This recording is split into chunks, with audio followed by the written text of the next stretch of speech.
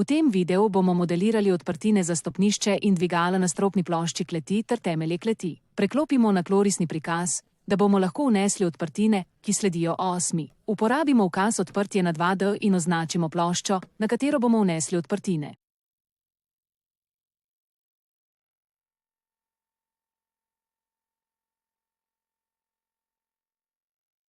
Ohranili bomo vsa privzeta lastnost. Prva točka odprtine bo na presečišču osi C in tretja, druga točka odprtine pa na presečišču osi D in tretja. Tretja točka odprtine bo na polovici razdalje do osi 4.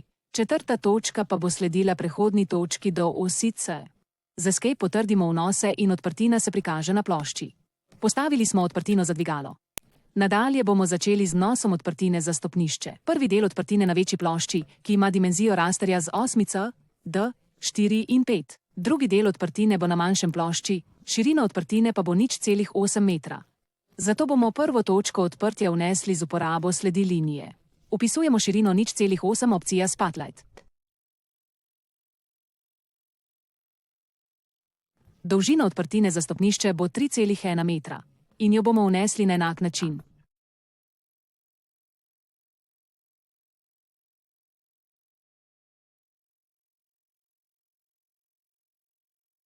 Vnesli smo vse odprtine. Zdaj bomo modelirali poldest in krejk stopnišča. Uporabili bomo ukaz za modeliranje plošče. Ohranimo lastnosti in vnesemo ploščo na polovico odprtine.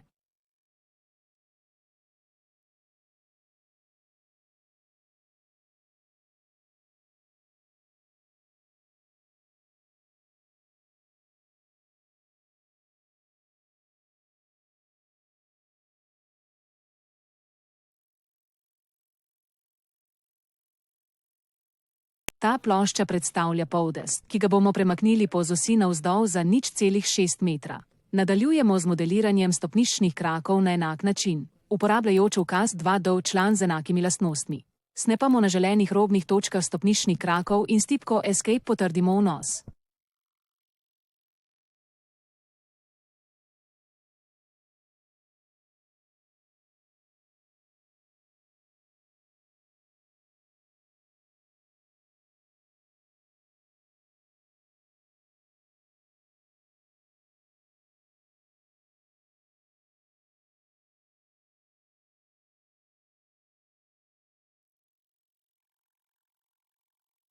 Na 3D modelu se takoj prikažejo definirani stopniščni kraki in poldest.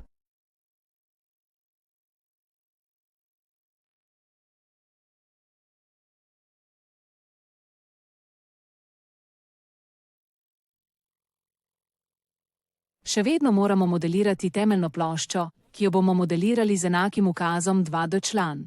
Debelina temeljne plošče bo 30 cm, vse druge lastnosti pa ostajajo nespremenjene. Pri poligonalnem vnosu temeljne plošče lahko izključimo render in snemamo ob robnih točkah zidov.